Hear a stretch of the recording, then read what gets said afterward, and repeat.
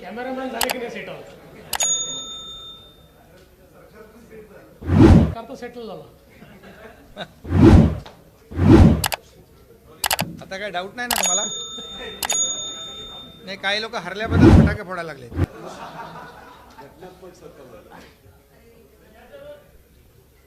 सर्वोच्च न्यायालयाने पूर्णपणे घटनात्मक ठरवलेल्या सरकारच्या पत्रकार परिषदेमध्ये मी आपल्या सर्वांचं स्वागत करतो. सर्वोच्च न्यायालयाने महाराष्ट्राच्या संदर्भात आज जो निकाल दिलेला आहे, या निकालाबद्दल आम्ही पूर्ण समाधान व्यक्त करतो आणि निश्चितपणे गिरीश भाऊ या वर, लोकशाहीमध्ये लोकशाहीचा आणि लोकमताचा आज पूर्णपणे विजय झालेला आहे असं या निमित्ताने मी नमूद करू इच्छितो. हा जो काही निकाल आहे यातले 4-5 जे महत्त्वाचे मुद्दे आहेत त्या मुद्द्यांकडे मी आपलं लक्ष वेधू इच्छितो. सर्वात पहिल्यांदा तर बसा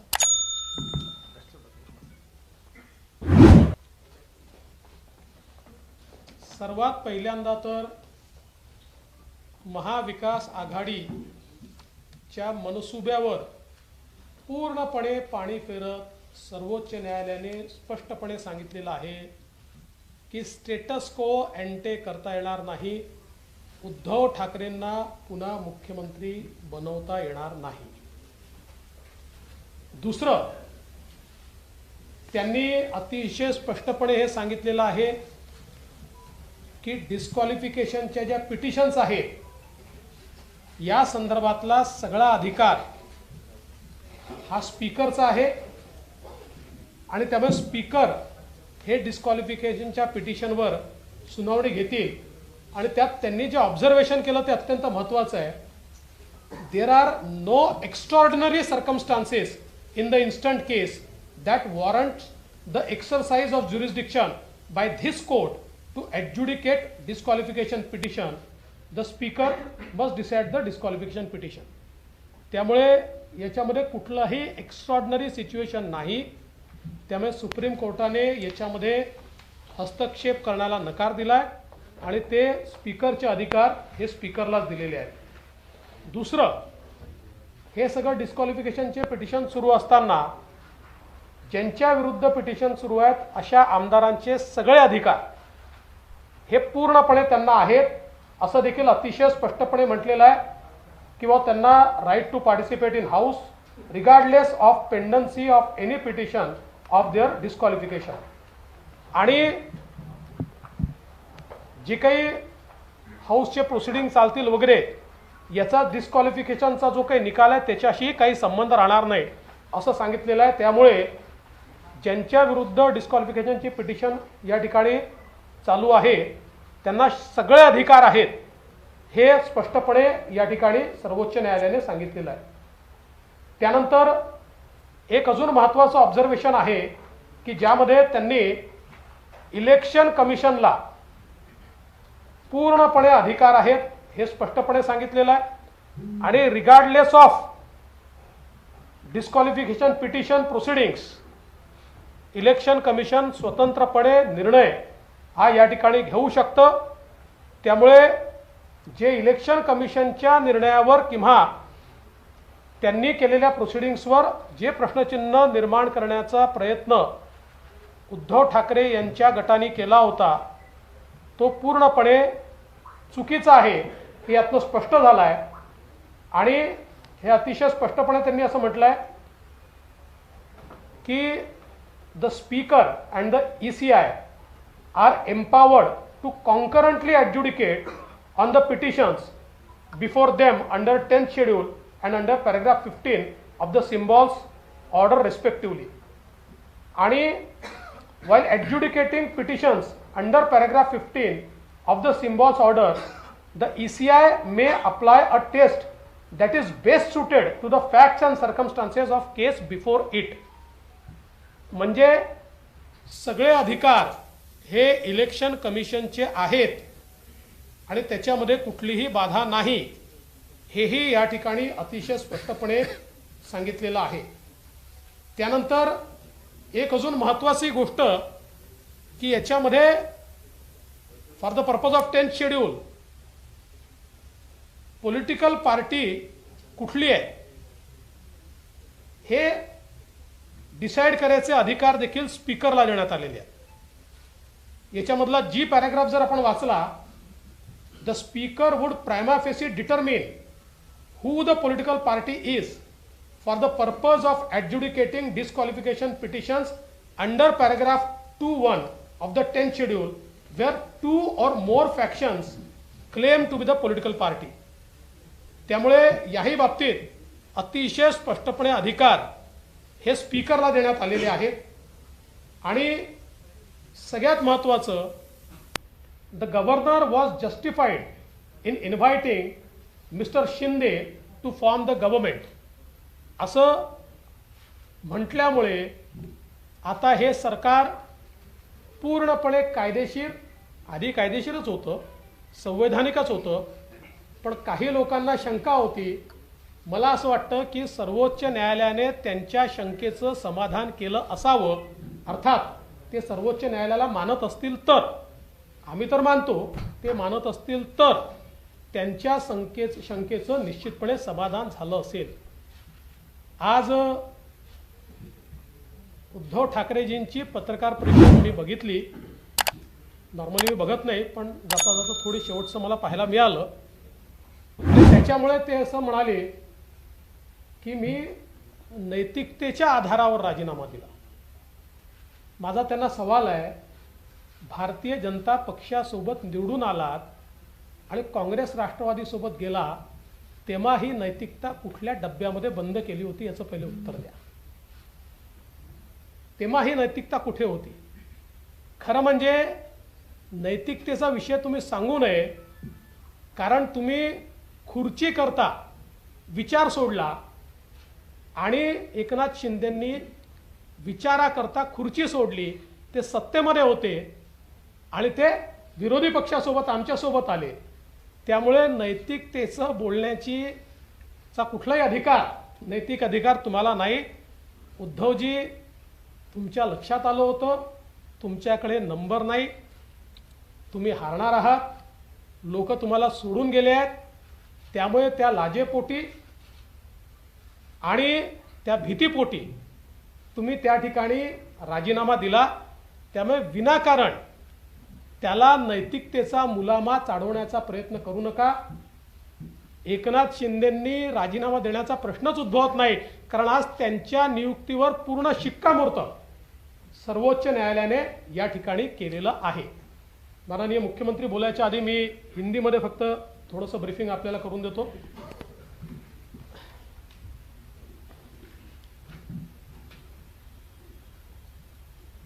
माननीय सुप्रीम कोर्ट ने आज महाराष्ट्र के मामले में जो डिसीजन दिया है उस पर हम पूर्ण तरीके से संतोष व्यक्त करते हैं. और अब किसी को भी ये शंका नहीं होनी चाहिए कि महाराष्ट्र की सरकार पूर्णतः संवैधानिक है, पूर्णतः लीगल है और ये पूरे संवैधानिक ताकत के साथ यहाँ पर कार्य कर रही है. जो ऑनरेबल सुप्रीम कोर्ट ने आदेश दिए हैं उसमें से चंद मुद्दे ये मैं ऐसा मानता हूं कि बहुत महत्वपूर्ण है. पहला मुद्दा, सुप्रीम कोर्ट ने यह कहा कि स्टेटस को एंटे नहीं किया जा सकता. उद्धव ठाकरे इन्हें वापस मुख्यमंत्री नहीं बनाया जा सकता. जो उन्होंने मांग की थी उनके पिटीशन में, ये बहुत स्पष्ट रूप से उच्चतम न्यायालय ने कहा है. दूसरा, उच्चतम न्यायालय ने कहा है कि डिस्क्वालिफिकेशन पिटीशन का फैसला ये स्पीकर करेंगे, ये फैसला सुप्रीम कोर्ट नहीं करेगा। और उस पर बहुत स्पष्टता से सुप्रीम कोर्ट ने कहा है, there are no extraordinary circumstances in the instant case that warrant the exercise of jurisdiction by this court to adjudicate disqualification petition. There are no extraordinary circumstances, ऐसा कहा है। The speaker must decide disqualification petition. ये सीधे सीधे speaker को अधिकार दिया गया है। उसके साथ साथ जो विधायक जिनके खिलाफ डिस्क्वालिफिकेशन की पिटीशन दाखिल की गई है, उनके right to participate in the assembly या उनके कोई भी संवैधानिक अधिकार या उनका जो अधिकार है एक जनप्रतिनिधि के रूप में, ये सारा का सारा कंटिन्यू होगा। इसमें डिस्क्वालिफिकेशन पिटीशन से कोई बाधा नहीं आएगी, ऐसा भी बहुत स्पष्ट रूप से इस ऑर्डर में कहा गया है। इसके साथ साथ एक और बहुत महत्वपूर्ण चीज है जो इस ऑर्डर में कही गई है कि इलेक्शन कमीशन का जो अधिकार है, उस अधिकार को बहुत स्पष्ट रूप से कहा गया है कि वो अधिकार distinct end different from the proceedings of disqualification in front of speaker. इसका मतलब यह है कि स्पीकर के सामने जो भी डिस्क्वालिफिकेशन पिटीशन के प्रोसीडिंग्स चल रहे हैं, उसका, क्योंकि शिवसेना ने मांग की थी कि चूंकि ये प्रोसीडिंग चल रहे हैं तो आप इलेक्शन कमीशन को रोकिए और उनको निर्णय मत लेने दीजिए, लेकिन आज सुप्रीम कोर्ट ने स्पष्ट कर दिया कि इलेक्शन कमीशन को ये पूर्ण अधिकार है। तो एक प्रकार से इलेक्शन कमीशन ने जो निर्णय श्री शिंदे जी के नेतृत्व में शिवसेना और सिंबल का किया है, उसमें कोई बाधा नहीं है और वो पूरा अधिकार इलेक्शन कमीशन का है, ये स्पष्ट रूप से इसमें कहा है। इसके साथ साथ उन्होंने आगे ये भी कहा है, मैं इसको पढ़कर दिखाता हूं, कि the speaker and the ECI are empowered to concurrently adjudicate on the petitions before them under the 10th schedule and under paragraph 15 of the symbols order respectively. While adjudicating petitions under paragraph 15 of the symbols order, the ECI may apply a test that is best suited to the fact and circumstances of the case before it.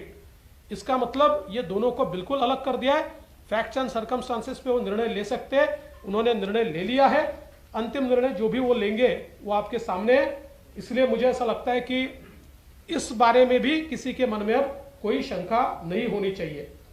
इसके साथ साथ speaker को भी ये अधिकार दिया गया है कि 10th schedule के मायने रखते हुए पॉलिटिकल पार्टी कौन सी है, इसका प्राइमा फेसी डिसीजन स्पीकर करेंगे।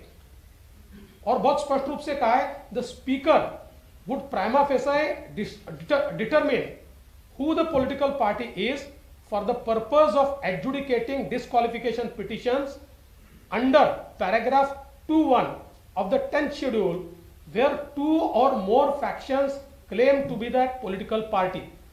तो स्पीकर साहब को भी अब यह अधिकार है कि दो गुटों में से पॉलिटिकल पार्टी ये कौन सी है, ये स्पीकर साहब प्राइमा फेसी पहले वो डिसाइड करेंगे, उसके बाद फिर ये डिस्क्वालिफिकेशन पिटीशंस के ऊपर आगे में डिसीजन होगा।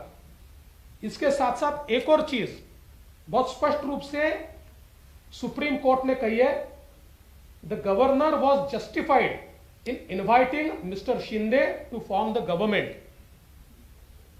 इसका मतलब यह है कि सुप्रीम कोर्ट बहुत स्पष्टता से कहता है कि गवर्नर साहब ने शिंदे जी को मुख्यमंत्री पद की शपथ लेने का जो न्योता दिया वो सही है।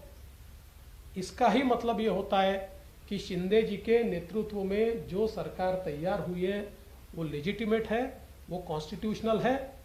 और इसलिए हम सुप्रीम कोर्ट का आभार व्यक्त करते हैं। जो लोग ये कहते थे कि ये सरकार संवैधानिक नहीं है, उनको इसका जवाब मिल गया होगा, बशर्ते वो अगर सुप्रीम कोर्ट को मानते हो तो। क्योंकि कई बार सुप्रीम कोर्ट पर भी वो प्रश्न चिन्ह लगाते हैं। तो अगर देश के संविधान को और सुप्रीम कोर्ट को अगर वो मानते होंगे तो आज उनको इस बात का जवाब पूर्ण तरीके से मिल गया कि श्री एकनाथ शिंदे जी के नेतृत्व की सरकार ही संवैधानिक है, पूरे तरीके से लेजिटिमेट और लीगल सरकार ये है। आज उद्धव ठाकरे जी नीतीश कुमार जी के साथ एक पत्रकार वार्ता साझा कर रहे थे और उस वार्ता में उन्होंने ये कहा कि मैंने नैतिकता के आधार पर इस्तीफा दिया था।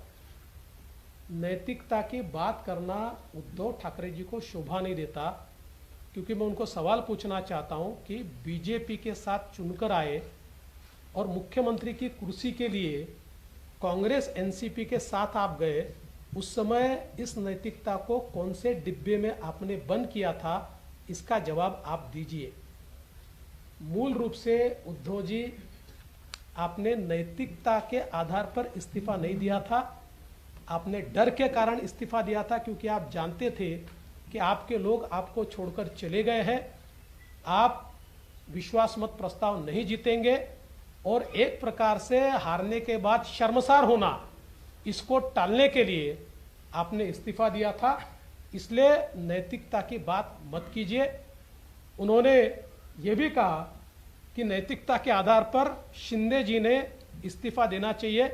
इससे हास्यास्पद क्या हो सकता है कि जिस सरकार को सुप्रीम कोर्ट लीगल, लेजिटिमेट और कॉन्स्टिट्यूशनल ठहराता है, उस सरकार के मुखिया से वो इस्तीफा मांगते।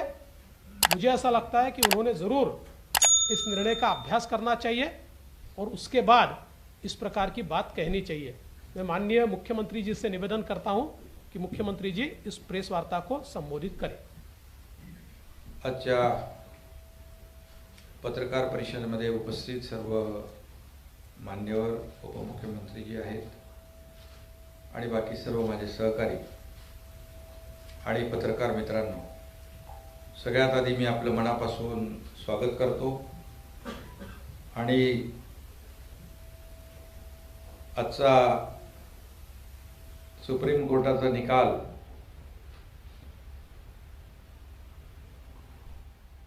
आपल्या लोकशाहीमध्ये अपेक्षित असलेला निकाल लागल्याबद्दल मी आमच्या सगळ्यांना शुभेच्छा मलाही दिल्यात, पण तुम्हालाही देतो शुभेच्छा सगळ्यांना।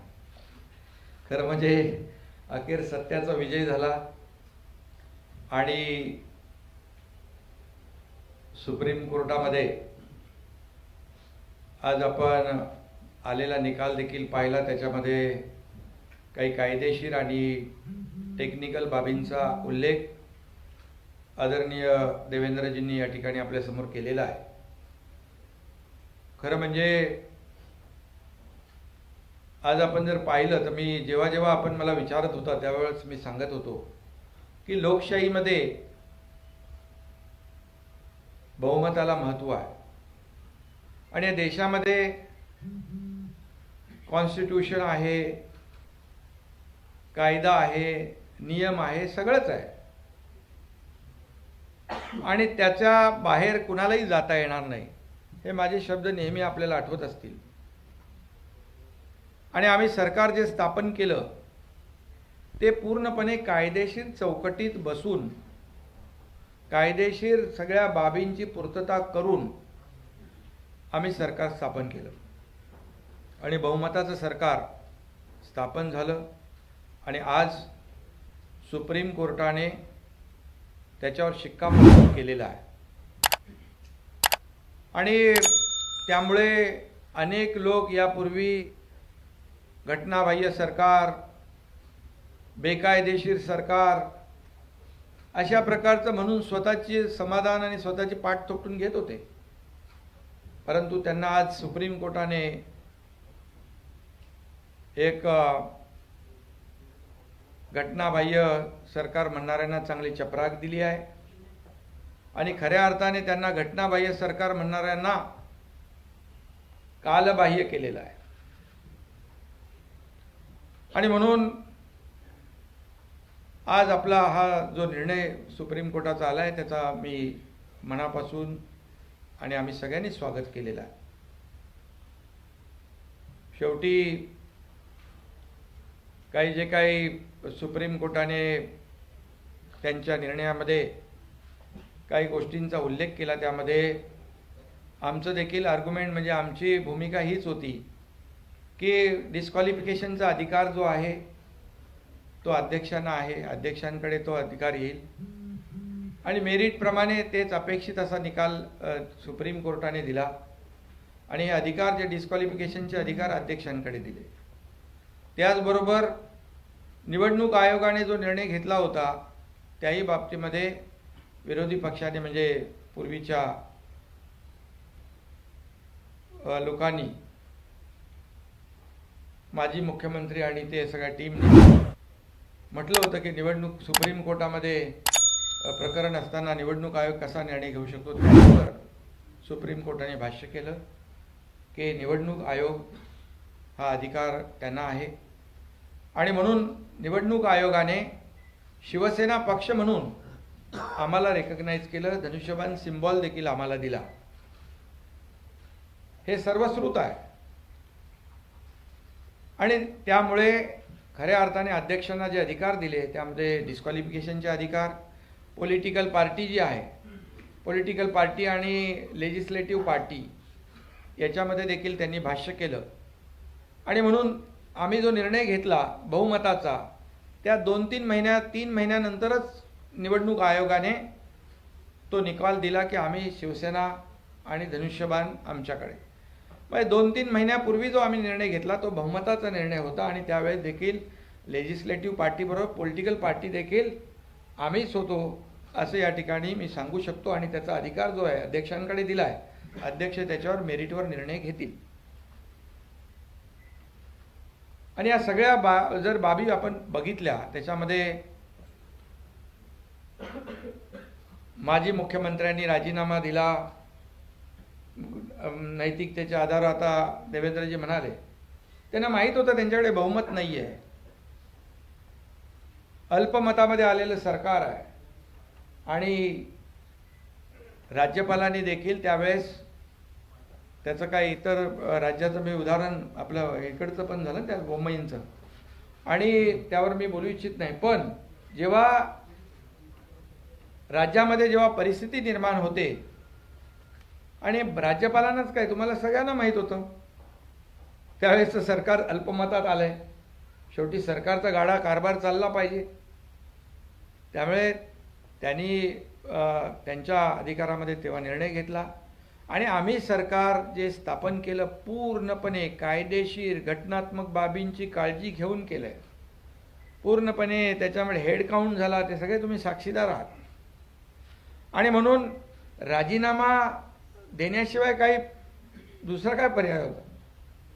आणि नैतिकतेच्या ज्या काही गोष्टी इथे सुरू झालेल्या आहेत तर त्या बाबतीमध्ये देवेंद्रजी म्हणालेत की त्यावेळेस मॅन्डेट लोकांनी जनतेने कुणाला दिलं होतं, शिवसेना भाजपा युतीला, आणि मग नेमकं आम्ही हा निर्णय घेताना जनमताचा आदर केला आहे, जनभावनेचा आदर केला आहे, लोकांना अपेक्षित हवं असलेलं ते आम्ही केलं आहे, बाळासाहेबांच्या विचारांचा भूमिकेचा आम्ही आदर केलेला आहे आणि भारतीय जनता पक्ष आणि शिवसेना मिळून निवडणूक लढवली आणि सरकार दुसऱ्याबरोबर सत्तेसाठी खुर्चीसाठी त्यावेळेस बनवलं आणि हे सगळ्यांना माहीत आहे.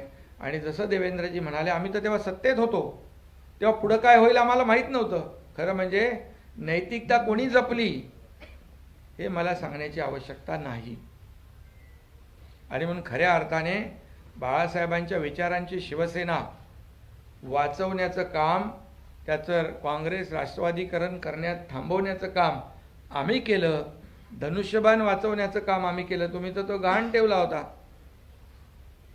आणि म्हणून यामध्ये आता मी देखील मगाशी पत्रकार परिषद थोडीशी बघितली, त्यामध्ये आम्ही पक्ष आहोत, आमचाच व्हीप लागणार, पण व्हीप लागायला तुमच्याकडे माणसं किती आहेत हा एक प्रश्न आहे. त्यामुळे शेवटी बहुमताचा आदर सुप्रीम कोर्टाने केला आहे आणि त्याचबरोबर अध्यक्ष जे आहेत आपले विधानसभेचे ते देखील या सर्व प्रकरणामध्ये मेरिटवर निर्णय घेतील आणि हा निर्णय जो आहे या सरकारला घटनाबाह्य बेकायदेशीर म्हणणाऱ्यांना आजच्या सर्वोच्च न्यायालयाने खरं म्हणजे त्यांच्या बाजूने निकाल दिल्यानंतर ते सगळी ती संस्था त्या सगळ्या गोष्टी चांगल्या असतात, पण निर्णय मेरिटवर दिल्यानंतर मात्र जे काही भाष्य केलं जातं हे देखील आपल्या सगळ्यांना माहीत आहे आणि म्हणून कुणाचीही दिशाभूल करण्याचा प्रयत्न देखील यापुढे देखील करतील। परंतु आज सुप्रीम कोर्टाने जे काही पूर्ण बहुमताचं सरकार आणि हे सरकार कायदेशीर घटनात्मक आहे याच्यावर शिक्कामोर्तब केलेलं आहे। हे जनतेचं सरकार आहे, जनतेच्या मनातलं सरकार आहे। त्यामुळे मी पुन्हा एकदा आज सर्वोच्च न्यायालयाच्या निर्णयाचं मनापासून या ठिकाणी स्वागत करतो। आज आखिर में सत्यमेव जयते कहते हैं, सत्य का विजय हुआ है और सर्वोच्च न्यायालय में जो महाराष्ट्र सरकार की जो केस थी उसमें ये सरकार जो है हमने गठित किया हुआ शिवसेना भाजपा का वो कानूनी तौर से घटनात्मक दृष्टि से योग्य है, इसमें शिक्कामोर्तब हुआ है। अब घटना बाह्य बोलने वालों को ये सुप्रीम कोर्ट के निर्णय ने काल बाह्य कर दिया है। उनको अभी अगर निर्णय को मानते होंगे तो हम लोग तो निर्णय को मानने वाले लोग हैं और हमने हमेशा कहा है कि जो भी निर्णय होगा मेरिट पे होगा। लोकशाही में बहुमत को महत्व होता है, मेजॉरिटी को बहुत ही इम्पोर्टेंस देने का काम सभी जगह होता है और हम लोगों ने जो सरकार स्थापित किया है वो पूरी तरह से कानून और घटना इसका आदर करते हुए हम लोगों ने किया है। और जो जिनके पास बहुमत नहीं था उन्होंने रिजाइन किया है और नैतिकता की बात अब करने से पहले अगर करते, जब चुनाव हुआ था, जब शिवसेना भाजपा की सरकार का जब गठित होने मतलब जो सार्वत्रिक चुनाव हुआ तब लोगों का मैंडेट ध्यान में रखते हुए अगर नैतिकता की बात करते तो शिवसेना बीजेपी का सरकार स्थापित हो जाता था। लेकिन सिर्फ और सिर्फ सत्ता पाने के लिए, कुर्सी पाने के लिए जब निर्णय लिया, ये जनता ने देखा है, महाराष्ट्र ने देखा है और उसी को सुधारने का काम हम लोगों ने किया है। जो मैंडेट था, जो बरसों से शिवसेना भाजपा की अलायंस गठबंधन था, उसी के साथ सरकार बना दिया हम लोगों ने और निवडणूक चुनाव आयोग ने भी उसके ऊपर शिक्कामोर्तब कर दिया। जब हम लोगों ने निर्णय लिया उसके बाद 3-4 महीने में ही चुनाव आयोग ने हमारे को पार्टी का दर्जा दे दिया, शिवसेना, और सिंबल धनुष्यबाण दे दिया और ये पूरी तरह मेरिट में हुआ है। आरोप किसने लगाया उनके ऊपर मैं आज नहीं टिप्पणी करना चाहता हूँ, लेकिन इसके बाद आज का जो निर्णय है और जब रिजाइन की बात होती है, रिजाइन जब आपके पास बहुमत ही नहीं था, जो अल्पमत की सरकार हुई थी, सब लोग जानते हो, आप भी जानते हो कितने लोग बचे थे। और फिर एक बात कहूँगा कि लोकशाही में ये मेजॉरिटी बहुत ही महत्वपूर्ण है और तभी जाके उनको पता था कि हमारी हार हो जाएगी, पराभव हो जाएगा और रेजिग्नेशन हुआ है। और राज्यपाल गवर्नर महोदय जी ने परिस्थिति का जायजा लेने के बाद निर्णय लिया और उस निर्णय को भी जायज़ यहाँ पर ठहराया गया है। और इसीलिए मैं इतना ही आज कहूँगा, शिवसेना बचाने का काम, धनुष्यबाण जो कई वर्षों से बाला साहब ठाकरे जी की भूमिका जो है, आइडियोलॉजी बचाने का काम हम लोगों ने किया है और इसीलिए जनता ने भी हमें बहुत ही सपोर्ट किया है। और इसलिए मैं फिर एक बार कहूँगा कि सुप्रीम कोर्ट के आज के निर्णय का मैं तहे दिल से फिर एक बार स्वागत करता हूँ और धन्यवाद देना चाहता हूँ। एक एक करो शांति के साथ।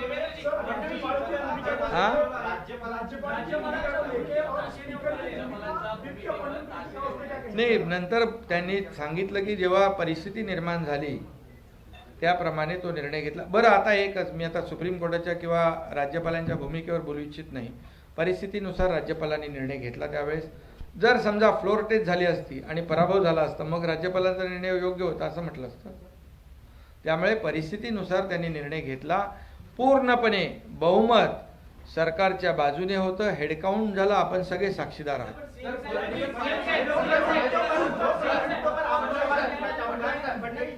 एक तो एक मुद्दा जो व्हिप का चयन किया गया स्पीकर की तरफ से, उस पर सवाल उठाए गए, और दूसरा मुद्दा जो सरकार बनाने के लिए गवर्नर ने जो इनवाइट भेजा था, आपने दूसरा पैराग्राफ पढ़ा, लेकिन उसके ऊपर का पैराग्राफ कहता है कि governor was not justified in calling upon mister Thackeray to prove his majority on the floor of the house.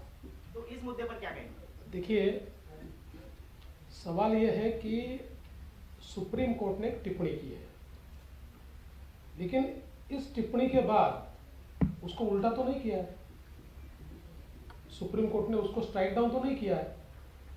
मूलतः ये होता है कि गवर्नर के सामने कुछ ऑप्शंस होते हैं. उदाहरण के तौर पर जो एक लैंडमार्क जजमेंट है बम्बई का, उस बम्बई के जजमेंट में सुप्रीम कोर्ट ने यह कहा कि जब भी ऐसी परिस्थिति आती है कि गवर्नर का एक सब्जेक्टिव सेटिस्फैक्शन होता है कि किसी सरकार के पास मेजॉरिटी नहीं है, तो गवर्नर ने एमएलएस की परेड नहीं करना है, उन्होंने फ्लोर टेस्ट के लिए बोलना है.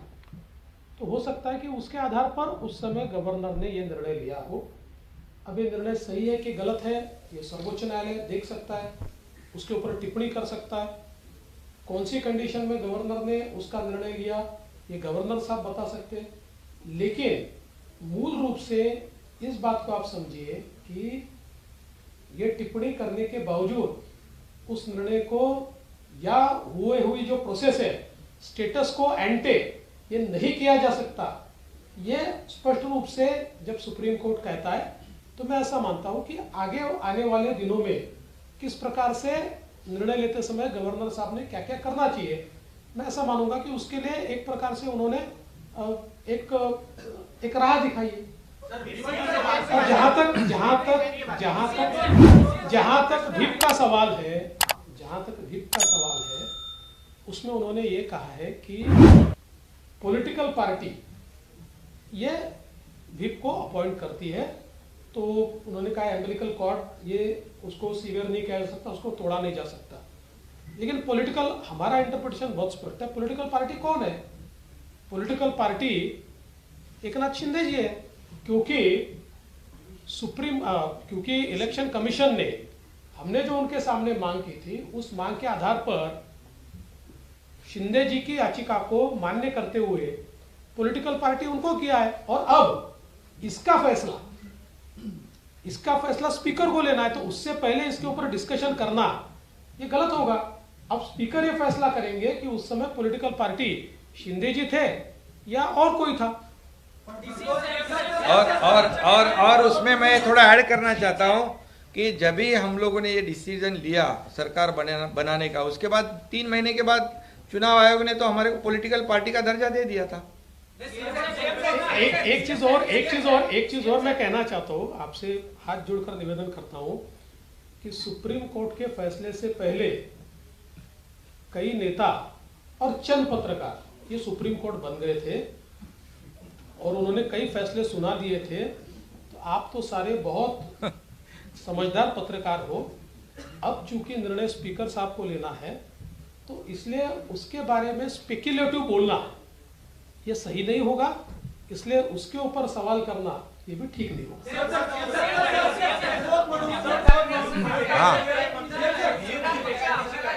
हो उद्धव ठाकरे आजही म्हणतात की हे पक्षाचं नाव आहे, ते माझंच आहे, हे मी कोणाला देऊ देणार नाही, हे कोण घेऊ शकणार. मग ते आता सुप्रीम कोर्टाच्या वर आहेत, निवडणूक आयोगाच्या वर आहेत. आता क्लिअर आहे निवडणूक आयोगाने सिम्बॉल दिलाय आणि हे संभ्रम पसरवण्याचा मी ऐकलं ते. आता ते कोणाला व्हीप देऊ शकतात? शिवसेना म्हणून देऊ शकतात का ते? शिवसेना आम्ही आहोत, धनुष्यबाण आम्ही आहोत. सहानुभूती आता लोकांना, अरे बाबा, लोकांची सहानुभूती केव्हा मिळाली असती? तुम्ही भाजप बरोबर सरकार बनवलं असतं तर. तुम्ही कोणाबरोबर सरकार बनवलं? ज्यांच्याबरोबर निवडून आलात, निवडणुका लढवल्यात, बाळासाहेब मोदी साहेबांचा फोटो लावून, आणि बस कोणाबरोबर गेलात? आम्ही तर ते दुरुस्त केलं. लोकांची सहानुभूती उलटी आहे. कुणाकडे आहे म्हणून तर लोक आम्हाला प्रतिसाद देत आहेत. यांच्या नियुक्तीवरती ही सुप्रीम कोर्टानं ताशेरे ओढले. आज पुन्हा एकदा नव्यानं भरत गोगावले यांचं प्रतोद म्हणून नियुक्ती करण्याची प्रक्रिया आपण नाही, हे बघा, ऑब्झर्वेशन आणि निर्णय आता त्याच्यामध्ये तोही अधिकार अध्यक्षांकडे दिलेला आहे. त्यामुळे आम्ही तेव्हा कोण पार्टी होती आणि कोण लेजिस्लेटिव्ह पार्टी आणि पॉलिटिकल पार्टी हे निर्णय घेण्याचा अधिकार कोणाला दिला आहे? अध्यक्षांना. बरं, मी मगाशीही म्हटलं, आताही म्हणतोय, आम्ही निर्णय घेतल्यानंतर 3-4 महिन्यात निवडणूक आयोगाने निर्णय दिला होता की कोण पार्टी आहे, सिम्बॉल कुणाकडे. आणि आज जे शिवसेना म्हणून आम्ही व्हीप देऊ शकतो हे तर लोकांमध्ये संभ्रम. आता लोक सुज्ञ आहेत, हो, सगळं माहिती आहे त्यांना. आता सरकार पडणार, गडगडणार किती वेळा तुम्हीच दाखवलं ना. आज झालं त्याच्यावर शिक्कामोर्तब. हा, सर्वोच्च न्यायालयाने एक टिप्पणी केलेली आहे की जर उद्धव ठाकरेंनी राजीनामा दिला नसता तर या परिस्थितीत आम्ही त्यांना मुख्यमंत्री म्हणून पुन्हा आणलं असतं. पण घड्याळाचे हे असं म्हटलेलं नाही, असं म्हटलेलं नाही. असं आहे, असं बिलकुल त्यांनी म्हटलेलं नाही की आम्ही त्यांना पुन्हा आणलं असतं. त्यांनी असं म्हटलंय की आता विषयच येत नाही, त्याच्यामुळे स्टेटस को अँटी होऊ शकत नाही. असं कुठेही म्हटलं नाही की त्यांनी राजीनामा दिला नसता तर त्यांना आम्ही परत आणलं असतं. त्यांनी म्हटलंय की ही सर्कमस्टान्सेसच नाही आहे, त्यांनी राजीनामा दिलाय, त्याच्यामुळे याच्यावर टिप्पणीच करायची आवश्यकता नाही. आणि जी मागणी शिवसेनेने पिटिशन मध्ये केली होती की उद्धव ठाकरेंना पुन्हा मुख्यमंत्री बनवा, त्यांना बनवताच येत नाही असं स्पष्टपणे म्हटलंय. त्यामुळे मला असं वाटतं की त्याचं राईट इंटरप्रिटेशन करा, चुकीचं इंटरप्रिटेशन करू नका.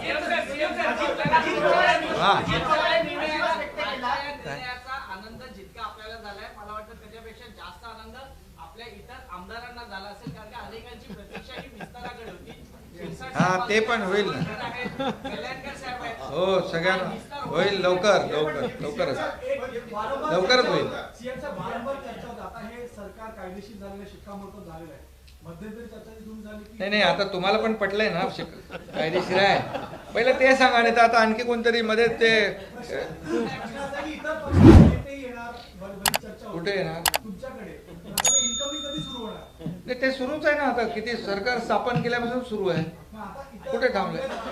अरे ते पण आता तुम्ही काहीतरी कितीतरी प्रवेशांना तुम्ही स्वतः होतात ना, सगळे येत आहेत.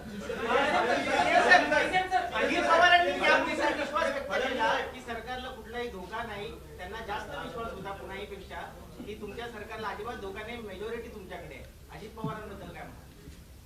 अजित पवारच नाही, ज्या ज्या माणसाला कायदा कळतो अशा प्रत्येकाला हे माहिती होतं की सर्वोच्च न्यायालय अशी कुठली एक्स्ट्रॉर्डिनरी कंडिशन नाही आहे की ज्या कुठलाही डिस्क्वालिफिकेशनचा वगैरे निर्णय स्वतः घेईल.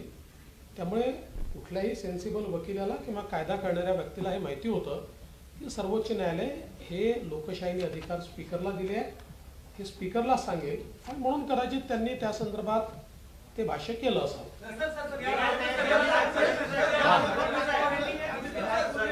क्या बोले क्या? उद्धव ठाकरे गुट के अन्य विधायकों ने फैसले के बाद आपसे संपर्क किया है आपके साथ जुड़ने के लिए? अरे भैया, अभी तो फैसला अभी हुआ है ना, और अभी संपर्क तो अभी उसके ऊपर अभी मैं भाषण नहीं करना चाहता हूँ.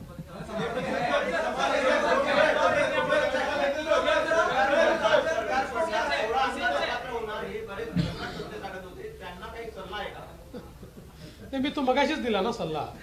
मी मगाशीच सांगितलं की काही नेते हे स्वतः सर्वोच्च न्यायालय झाले होते, त्यांना सल्ला देण्याएवढा मी मोठा नाही. पण मला असं वाटतं सर्वोच्च न्यायालयात एखादी केस असताना अशा प्रकारे आपणच सर्वोच्च न्यायालयानं आपल्यालाच कायदा समजतो अशा आविर्भावात वावरणाऱ्यांनी यातनं थोडा धडा घेतला पाहिजे. नाही, आज पण सुरू होतं ना, सुप्रीम कोर्टाचा निकाल म्हणजे सुरू व्हायच्या आधी सुरू होतं ना काही लोकांचं, आम्ही बघत होतो थोडं.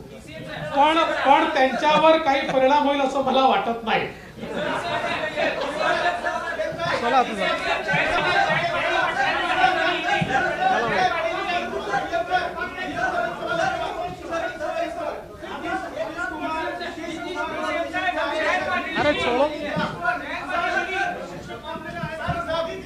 अरे भाई, नीतीश कुमार आप तो कोई भी है. शिवसेना बीजेपी यहाँ महाराष्ट्र में मजबूत है और फिर चुनाव लड़ेगी, पूरे मेजोरिटी के साथ जीतेगी. बर चला पेन्शन